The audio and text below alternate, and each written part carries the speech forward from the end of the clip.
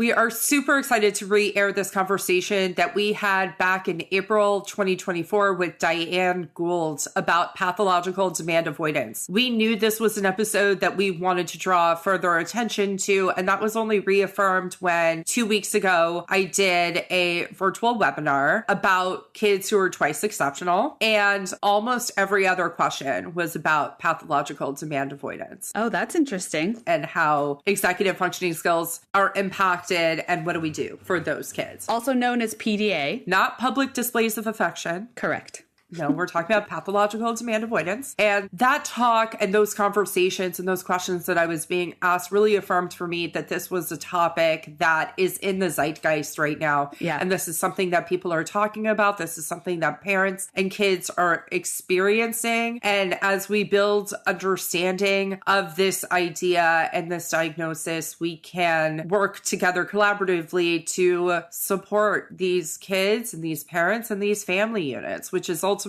our entire goal. This is a good one because it's emerging in our country, whereas it has been in Europe and England to be much longer and more identified there. It's really interesting, the sort of trajectory of how a diagnosis sort of comes to be and almost clinical acceptance of something. The clinical acceptance, absolutely. And how it works. So we talk about that in this episode, and we can't wait for you to hear this really important conversation. Let's dig in.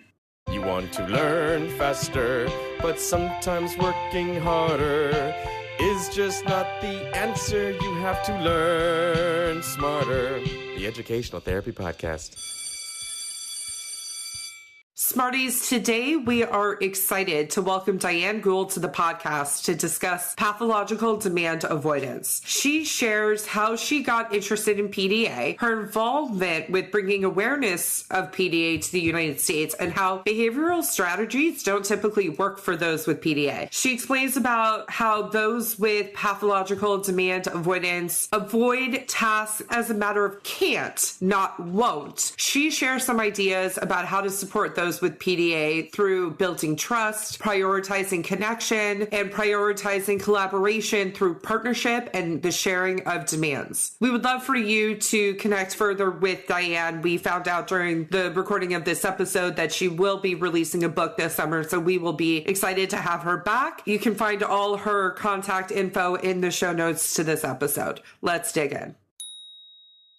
Hi, Smarties. Welcome to episode 309 of Learn Smarter, the Educational Therapy Podcast. I'm Stephanie Pitts. And I'm Rachel Kapp. And today we are really excited to have Diane Gould with us, and she is here to talk about pathological demand avoidance. So welcome, Diane. I'm so happy to be here. We're thrilled to have you. So we'd love for you to take a second and introduce yourself to our audience and share a little bit about who and where you are and the work that you do. I'm Diane Gould. I have a private practice in a suburb of Chicago. I'm a clinical social worker, and I've been a social worker for decades and decades. I became a behavior analyst for about 15 years at some point, and then quit being a behavior analyst. So I added that to the initials after my name, but I'm still fascinated with human behavior. I've focused my practice on serving neurodivergent children, adults, and their families, and really specialized in autistic folks. And things changed a bit about 4 years ago when a parent wouldn't take no for an answer when I kept saying, I don't want to learn something new. And she had found PDA on her research and kept sending me articles after articles and made me read them. And I became really interested in PDA, which I'm sure we'll talk about in a sec, because the approach to supporting people who fit this profile was very consistent with the approach I've been using for my clients, both autistic clients and clients with trauma histories. And I just thought, this is really fascinating. And I held the first PDA conference in America in March 2020.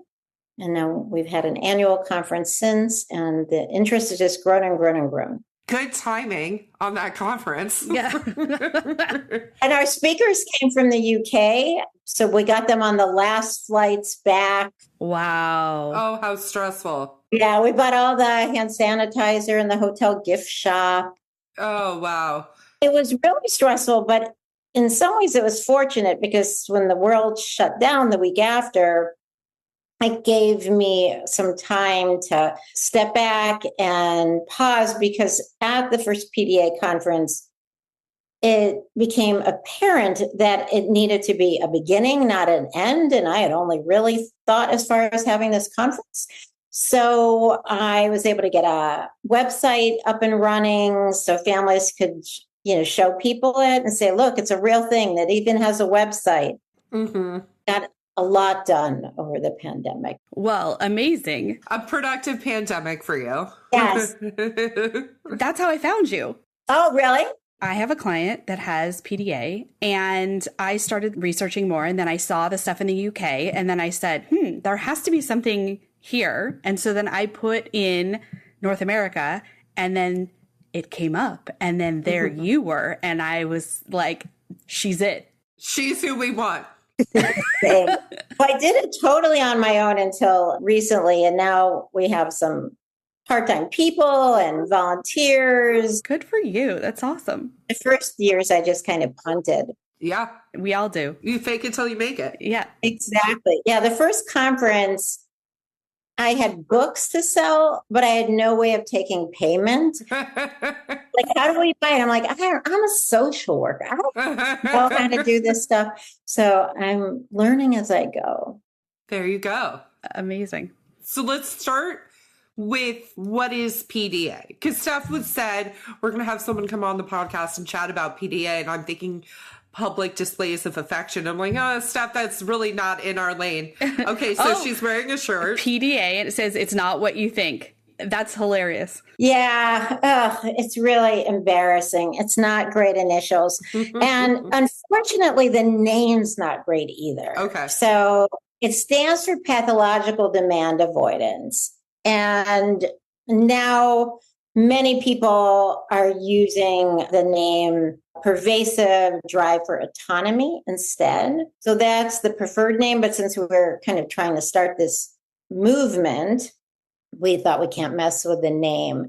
And it was named on purpose, pathological. So the history is that in the 1980s in London, a leading psychologist who was doing many, many assessments for kids with potential autism noticed that there was this subgroup of kids that were very different than the majority of kids she was diagnosing as autistic, but they were very much like each other.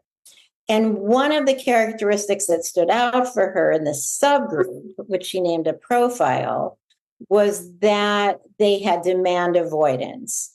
And they couldn't do just everyday demands like taking a shower, brushing their teeth, or doing homework. And they couldn't help it. So she named it pathological because she wanted people to understand that it wasn't on purpose, that they just couldn't help it. It was out of their control.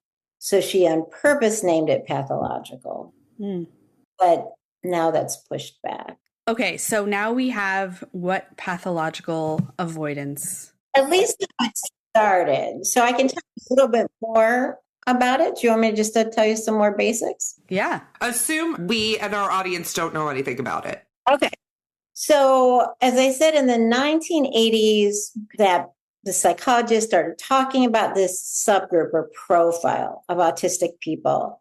And then over probably the next 30 years in the UK especially, this awareness grew where papers were being presented, a book was published, and the PDA Society in the UK was established. And then we started later, but we're catching up. Yeah. So PDA is best understood as an autistic profile.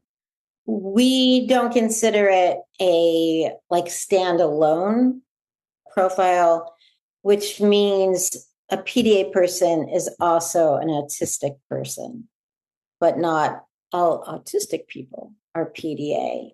Okay.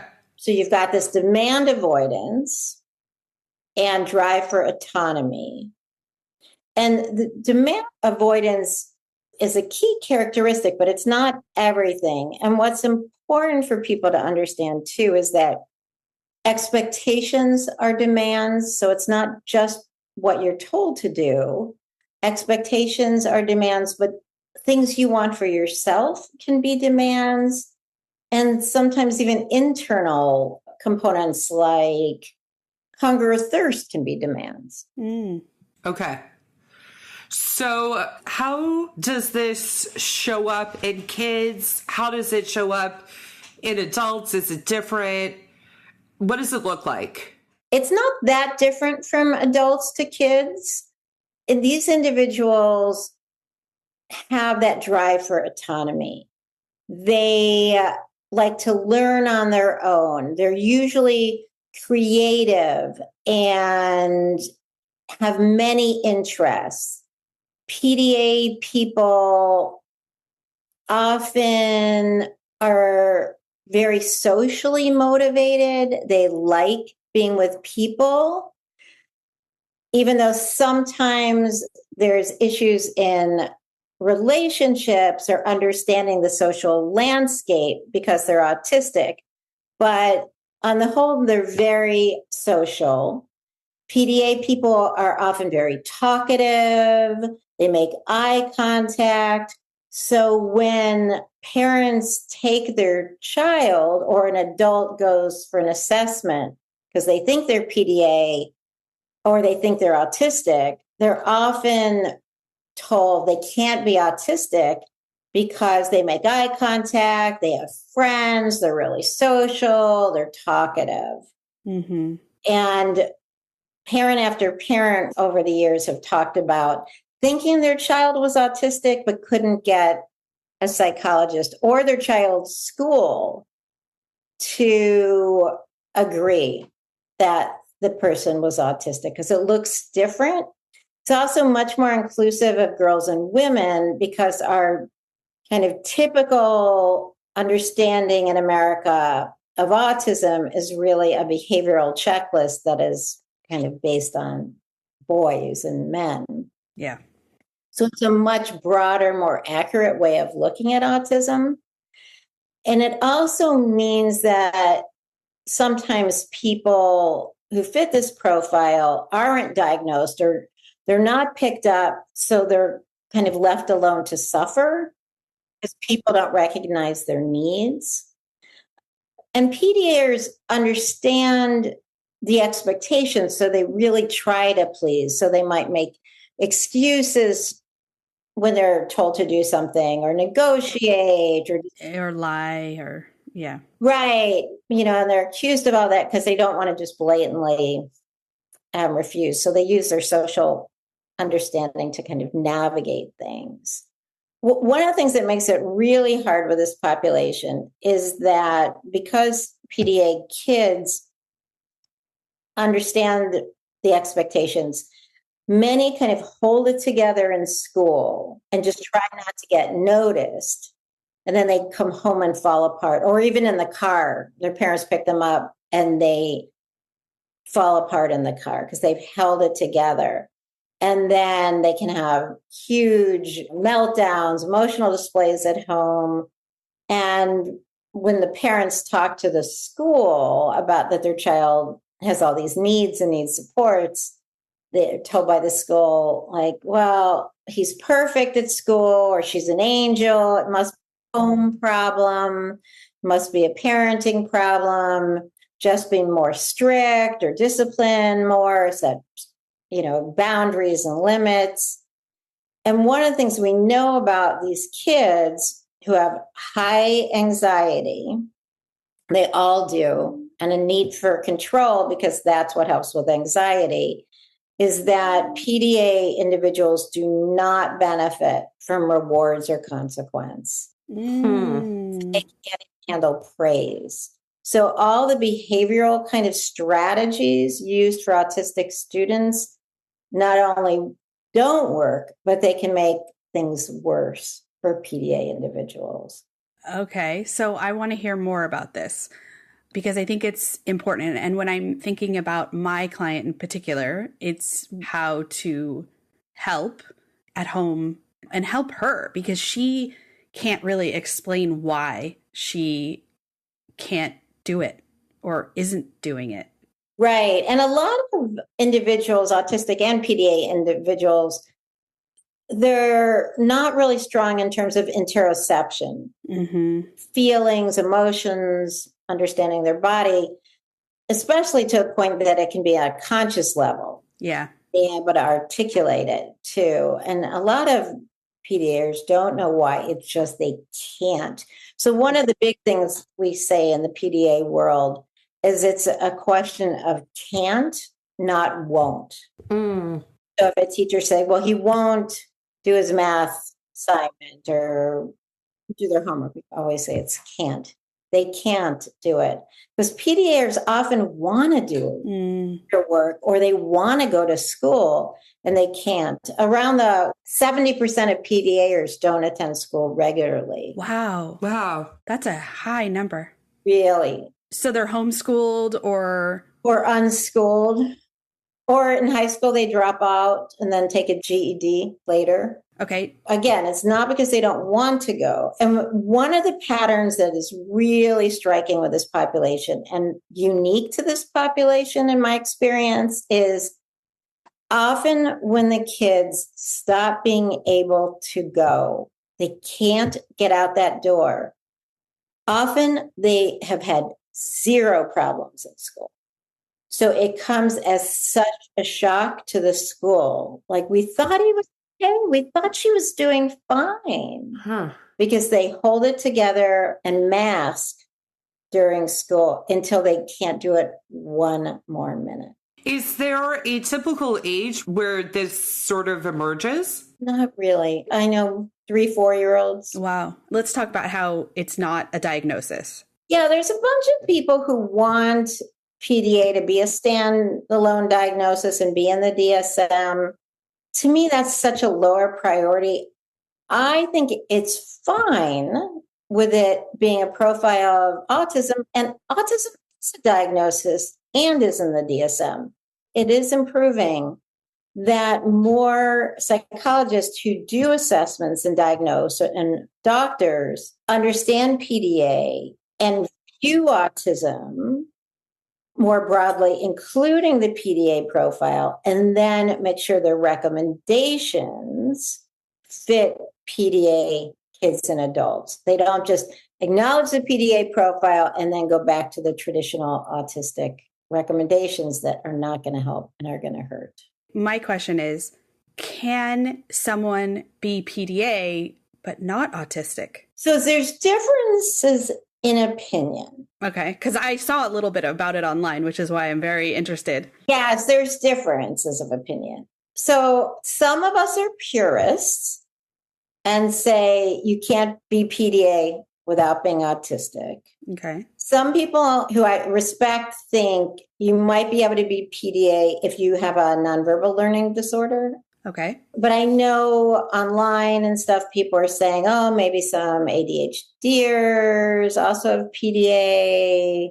So there's not consensus in the field yet. The vast majority of us feel you have to be autistic. Okay. I have a book coming out in June, and that's the position of the book. Well, we're going to want to hear more about the book. Steph and I will have an opportunity to read it and come back on the podcast and we can talk more about it. Yeah. Come advertise the book. Yes. So you've mentioned a little bit about how typical strategies that we would anticipate may work aren't going to work for this population, which begs the question, what do we do? Yeah. How do we support them? Across the board, there's plenty people can do to support PDAers of any age. Okay. And age isn't as important. The books say they don't see hierarchy and age differences. Some might see it, they just don't think it's relevant. Like, why would I act differently and automatically act more respectfully for someone because they're older or a police officer or a principal? Like, why would just that title call for me to act differently? Mm-hmm. More social justice and fairness based. But back to what works. Building trust, number one. The number one important way to support PDA people of any age is to build trust. Because trust and connection is what helps a nervous system not be in fight, flight, or freeze. Mm-hmm. And everything has to come from this trusting relationship. And also through the relationship, you'd have collaboration and partnership. So making plans together and executing together. So instead of, here, you do these 5 math problems, it'd be, let's do these 5 math problems together.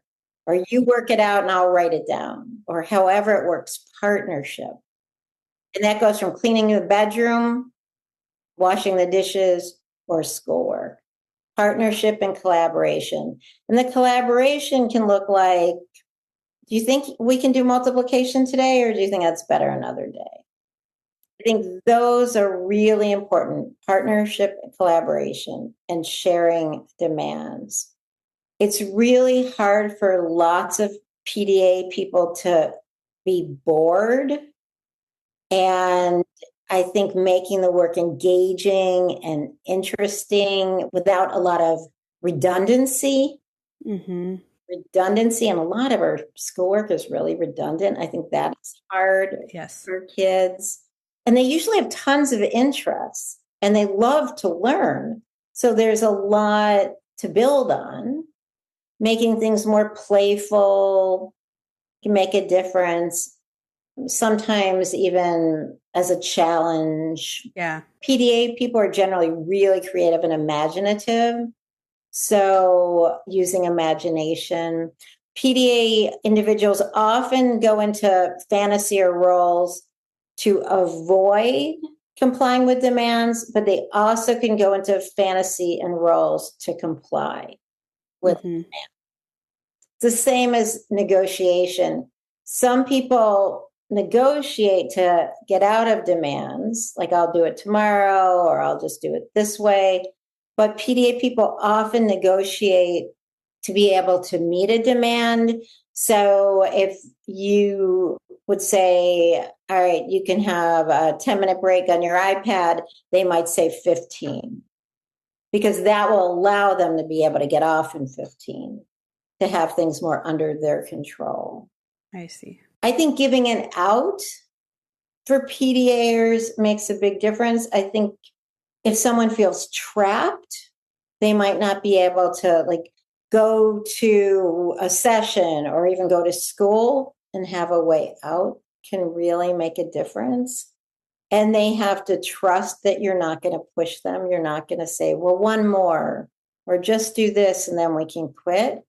Autonomy to me is like oxygen, that they just need it to be. To exist.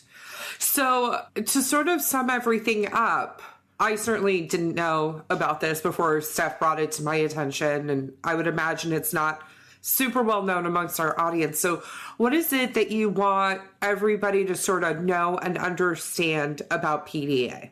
It's a great question. A lot of things. And the awareness is growing. It's really exciting. Yes. For us. I want people to know that people who fit this profile are not making a conscious choice to mess with people, to go against what they're told, that they have very sensitive nervous systems with a very sensitive threat response, and they are going into fight, flight, or freeze. They can have behavioral challenges, but it's really best thought of as a panic attack. Empathy when that's happening, not consequences and punishment. I want people to know that behavioral strategies, including ones designed for autistic people, are not going to help, and they're going to make things worse. PDA people need empathy and support and understanding. They don't need demands or just tough love or being pushed or pressured. None of that is going to help. I want people to understand that usually the parents have figured this out earlier. So professionals need to listen to the parents. And life can be really tricky for parents of kids. Mm-hmm. And pushing them to get their kid to school is not going to help anyone. That these kids need a ton of flexibility and doing things differently. Well, we're going to have you back to chat about the book, so there'll be more opportunities to talk about it. Dan, this has been so eye-opening. We both really appreciate, and our audience really appreciates all the things that you have just enlightened us with. But how can people get in touch with you? And tell us about your book really quickly, where people will be able to get it. This episode is coming out at the end of April. We're recording this in April, so it will be soon after this episode releases. So please tell us. So to get a hold of me, my email is dgould847@gmail.com or through dianegouldtherapy.com. Or for PDA North America, the email is info@pdanorthamerica.org. We became a nonprofit last year. So I haven't had any time to write grants or fundraise. So we're really a nonprofit, but we get better at that. One step at a time. Yes. And the book comes out in June. It's Navigating PDA in America. It's already on Amazon for pre-order. Okay. So excited about that. We're excited to have you back this summer to chat more about the book. And thank you so much for taking the time to come and share about this with our audience. We appreciate it. Yeah, we definitely do. Thank you all so much. I really want people to know PDA. So I appreciate this. Amazing. Okay, so have a great week, Smarties. Have a great week.